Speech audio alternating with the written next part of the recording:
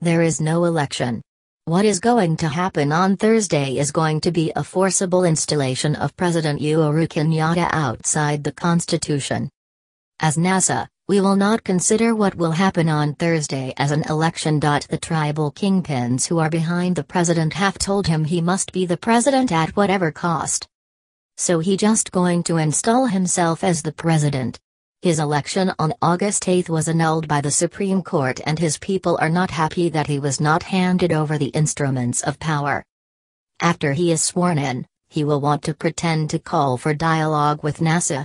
NASA is not interested with dialogue after the election, but we are telling him that what we want is a process where all Kenyans can exercise their democratic rights freely in a free and fair manner that is devoid of coercion, massacres and intimidation.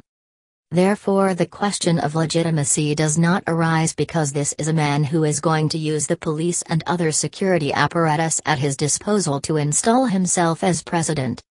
Uhuru is engaging in a process he will not be able to manage, because the best way for a leader, even former President Daniel Arap Moi, who was a dictator, when he realized that it was not going to be tenable for him to continue with an election in 1997, when the opposition parties demanded for some reforms, came down and there was the inter-party parliamentary group, which was able to agree on the way forward.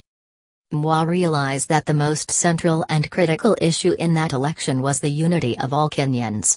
You go for an election, you get votes, they get votes, you get more votes and you are declared the president and the other person is satisfied.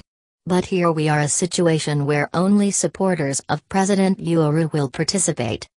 Therefore it will be very hard for him to unite this country after Thursday. A national event like a general election should be able to unite the country by allowing all the competitors to freely campaign in a process that is transparent and accountable. What Jubilee is doing is very dangerous for their leadership. Their leadership will lack legitimacy, both among Kenyans and the international community.